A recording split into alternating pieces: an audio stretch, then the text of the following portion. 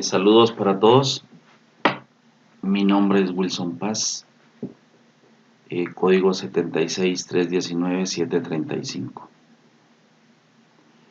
En este video pues vamos a tratar la temática de controlabilidad y observabilidad de sistemas modelados en espacios de estados. Bien, entonces pues primero que todo, para determinar las ecuaciones de estado, vamos a tomar como referencia un sistema de ecuaciones diferenciales que se halló en la primera fase, ¿cierto? Para un sistema doble masa resorte. Entonces, aquí tenemos pues el sistema de ecuaciones en el dominio del tiempo, y también tenemos la función de transferencia que resultó de la siguiente fase en el dominio de la frecuencia. Ya, esto pues para hacer un análisis más adelante sobre el comportamiento en ambos modelos. Bien, entonces, ¿qué es lo que hay que recordar aquí? Que la salida del sistema masa resorte está en x2, o sea, en la posición de la masa 2. Y la entrada la vamos a tener en la masa 1 cuando se le aplica una fuerza F. Para determinar las ecuaciones de estado, pues hay que definirlas de la siguiente manera. Z' es igual a por Z más B por F de T, donde A pues es la matriz dinámica y B es la matriz de control.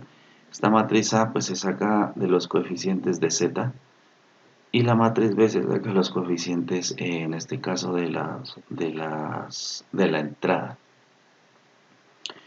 Y de T pues es la ecuación de salida, C de Z de T y D de U de T, y C de la matriz lectora depende de la salida, ¿no? Entonces en este caso de X sub 2, y de la matriz de paso para este caso pues nosotros vamos a tomarla como 0 porque solamente hay una entrada. Bien, entonces para realizar el proceso se parte del sistema, como ya se había dicho, el sistema lineal, ecuación diferencial, perdón, del sistema como tal, y se definen las variables de estado. Para este caso, las variables de estado que se han tomado son Z1, Z2, Z3 y Z4. Z1 es igual a X1, que es la posición de la masa 1, Z2 es X1', que es la velocidad pues de la masa 1, Z3 es X2, que es la posición de la masa 2, o sea, en la salida, y X4 es la velocidad de la masa 2. Entonces, como se necesitan las derivadas de Z, Z1 punto, Z2 punto, Z3 punto, Z4 punto, entonces pues para este caso se hace un proceso matemático sencillo que es el reemplazo, ¿no?, de una variable por otra, de tal forma que se puedan despejar la Z1', la Z2', Z3' y Z4', que son las velocidades que necesitamos para determinar esta ecuación, que es a la entrada. ¿Listo? Bien. Entonces, pues haciendo esos procesos, si hacemos Z1', que es la velocidad de la masa 1, entonces Z1' sería igual a X1, pero X1' sería Z2, entonces Z1' va a ser Z2. Y así sucesivamente, ¿no? Se hace ese proceso para cada una de las derivadas, ¿cierto? Y se llega pues a un total de Z1' es igual a Z2, Z2' es igual a esta ecuación. ¿Por qué Z2' es igual a esa ecuación? Mire, nosotros aquí definimos que Z2' es igual a X1, 2 puntos. Y X1, 2 puntos es la aceleración de la masa 1. ¿Sí? Entonces en las ecuaciones diferenciales aquí tenemos X1' la masa 1. Lo mismo para X2. X2 puntos, X2 aceleración va a ser igual a Z4', o sea, la derivada de Z4 es X2'. Bien, entonces es un poquito enredado, pero es muy sencillo, no es complicado. Entonces, teniendo estas ecuaciones, Z1' igual a Z2, Z2' igual a esto, Z3' igual a Z4 y Z4' igual a esta ecuación. Entonces, para allá la matriz A se genera con los coeficientes de Z1, Z2, Z3 y Z4. Entonces, Z1 en la derivada Z1', que tenemos aquí. Miren, Z1 no tenemos es coeficiente de Z2, entonces Z2 va a ser 1. Mirenlo aquí. ¿Listo? Para la segunda derivada, o sea, Z2', mire que tenemos coeficientes de Z2, de Z1 y de Z3.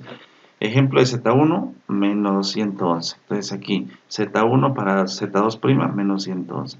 Y así sucesivamente se va completando la matriz.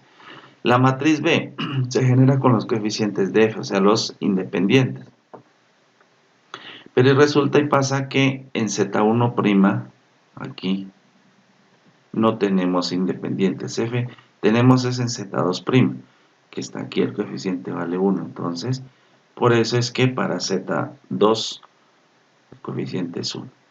Y la matriz C se genera a la ecuación de la salida. Entonces, si revisamos la ecuación de la salida, que es esta que está aquí, mire que los coeficientes de C, la matriz C mejor dicho, tiene que ver con los coeficientes de Z. ¿Sí? Los coeficientes de Z. Pero C está relacionada con la salida. Entonces, ¿en dónde tenemos salida? ¿En qué valores tenemos salida? Pues la única salida que tenemos es cuando definimos las ecuaciones del sistema, perdón que se me perdieron, aquí, cuando tenemos la salida que es x sub 2, pero ese x sub 2 está en función de z3. ¿Listo? Entonces el coeficiente va a ser para z3. Entonces nos vamos acá a la ecuación de salientes para z3, que es este de aquí, va a tener, mire, el coeficiente que es 1. Para Z1, para Z2, para Z3 y para Z4 va a ser 0. ¿Por qué en Z3? Porque en Z3 tenemos la salida y tiene el coeficiente. ¿Listo? Entonces, la ecuación de estado para la entrada va a ser esto, Z1, Z', las derivadas de Z1, Z2 va a ser esto aquí, en función de los coeficientes Z1 y f de t en función de las entradas. Y la salida, como ya se dijo, esta es la ecuación. Bien, entonces teniendo estas ecuaciones, estas dos ecuaciones, nosotros podemos hacer el análisis de la controlabilidad y la observabilidad del sistema. Entonces, para la controlabilidad tenemos que determinar que la matriz de controlabilidad se determina de esta manera, ¿no? PC igual a B, A por B, al cuadrado B, a la n por b. Entonces, donde n es el orden del sistema. Entonces, para nuestro caso, como el orden del sistema es 4, ¿cierto? El orden del sistema es 4, entonces la matriz quedará como tal como está aquí. B a B al cuadrado B al cubo B. ¿Listo? Bien, entonces nosotros podemos determinar si el sistema es controlable o no dependiendo del rango, ¿cierto? Entonces, para hallar el rango, pues será de la matriz de controlabilidad.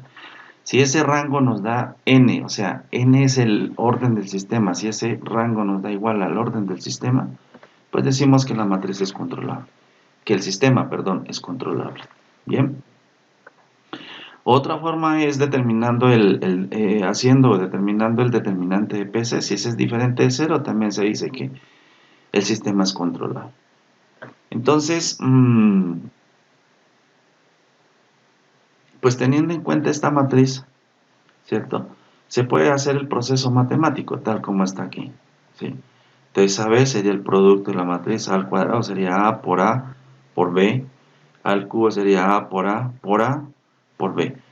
Pero pues no es el caso de hacer el proceso matemático, entonces para ello pues tenemos la ayuda de MATLAB, entonces vamos a hacer el trabajo en MATLAB. Aquí en MATLAB introducimos pues la matriz A, tal como aparece allá, la matriz B, la matriz C, la matriz D, y determinamos la matriz de controlabilidad tal como la definimos anteriormente, ¿cierto? Entonces la generamos, miren aquí está, esta está la matriz, y hallamos el rango con esta instrucción, rango de PC nos da 4. Habíamos dicho que el sistema era de orden 4 y el rango nos dio 4, por lo tanto podemos asegurar que el sistema es controlable. Pues lo garantizamos con el determinante, ¿no? Miren, el determinante lo hallamos y ese determinante nos dio 15.1235, que es diferente de 0. Nos da más herramientas para decir que el sistema es controlable. Bien, para la observabilidad se hace algo similar, ¿cierto? Pero ya para la observabilidad el sistema funciona casi igual, ¿no? La matriz observable ya se hace, ya no en filas como la anterior, sino en columnas, con el término C, porque el término C es la matriz de la salida en función de la entrada. Entonces, lo mismo, ¿no? Tenemos la matriz, aquí generamos la matriz de observabilidad. Si es de orden 4, entonces tenemos aquí 1, 2, 3 y 4. ¿Listo? Lo mismo, si el rango es igual al orden, decimos que es observable. Y si el determinante es diferente de 0, pues garantizamos, ¿no?, la observabilidad del sistema. Bien, entonces vamos a verificarlo acá. Generamos la matriz aquí en MATLAB, la determinamos aquí. La matriz de observabilidad quedaría en C, C por A, C por A por A y C por A por A por A. Entonces aquí tenemos el orden 4. El rango de PO, entonces nos daría 4 y el determinante diferente de 0. Pues con eso garantizamos de que el sistema es observable y a la vez controlable. Bien, otra parte importante es determinar las funciones de transferencia tanto por ecuaciones de estado pues como por dominio de la frecuencia. Entonces para la función de transferencia por medio de la ecuación de estado pues lo hacemos mediante esas instrucciones que están aquí ya antes habiendo definida, ¿no?, A, B, C y D. Entonces determinamos función de transferencia, nos da este valor. Si lo multiplicamos por 9 nos aparece 35 sobre 9 es a la 4 más 678 es a la 3 sucesivamente, y hallamos la función de transferencia en el dominio de frecuencia que le hemos hecho en la fase anterior y miren que nos da igual. ¿Qué indica eso? Pues que el sistema se lo puede modelar, ¿cierto?, por cualquiera de los dos métodos.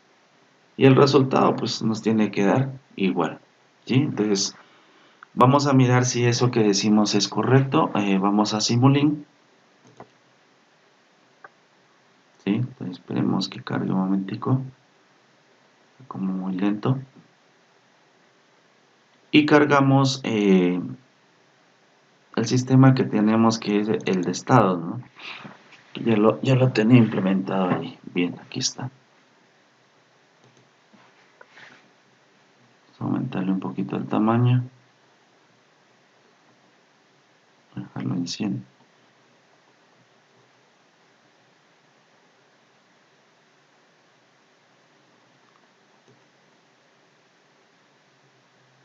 Bien. Entonces aquí tenemos el sistema como tal, ¿no? Entonces, mire, el sistema pues consta de dos señales, ¿sí? Una señal inicial pues que es la que tiene antes de 5 segundos, es un valor de 0.2, y después de 5 segundos pues se aplica una señal en la cual aumenta un valor de 1.2 y la mantiene, ¿listo? Tenemos la señal, la función, perdón, de transferencia en el dominio de la frecuencia, que era la que habíamos definido anteriormente en MATLAB. Aquí está. Y tenemos la función de transferencia,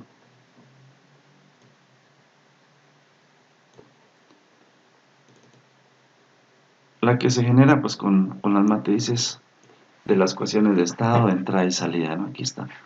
Definimos A, definimos B, definimos C y definimos D. ¿Listo? Entonces vamos a mirar si el resultado de las dos concuerda, o sea, si es igual.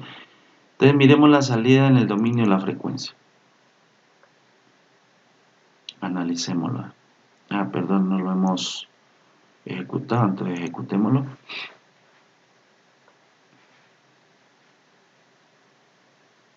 Esperemos que se compile un poquito. Y ahora sí, miremos el resultado de la salida en el dominio de la frecuencia. Aquí está. Esta es la señal de entrada, ya les dije, queda en 1.2. Y esta es la señal de salida, o sea, de la posición en la masa 2. Miren aquí cómo está. Entonces, salida en el dominio de la frecuencia. Vamos a mirar la salida que se determina por las ecuaciones de estado. Mírenla aquí, se mantiene en 1.2, salida en ecuación de estado. Y la salida en la masa 2, o sea, en la posición de la masa 2. Entonces, como podemos ver, son las mismas. Voy a aumentar un poquito aquí, como para visualizar un poco mejor estas señales. Entonces, cambiémosle un poquito aquí. Vamos a mirar. Vamos a ponerlo como 0.15 y aquí este valor 0.01.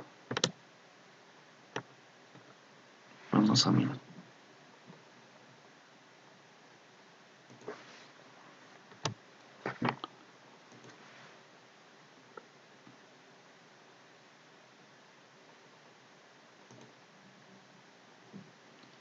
Entonces vamos a mirar a ver si nos muestra.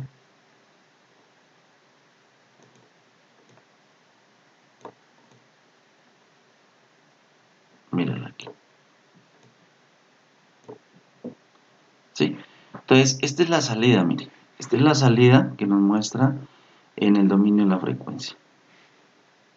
Miramos que el sistema se estabiliza a un determinado valor, que era 0.013. Y ahora vamos a corroborar que el sistema nos arroja la misma salida por medio de la parte de estados. Entonces vamos a darle aquí y vamos a darle los mismos valores, ¿no?, de los ejes para que nos pueda mostrar.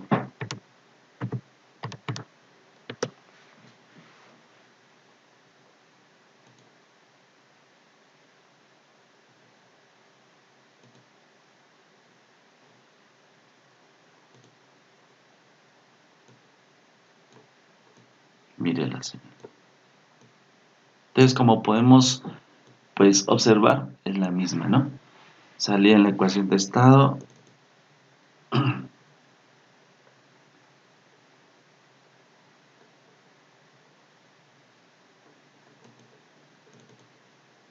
y la salida en el dominio en la frecuencia.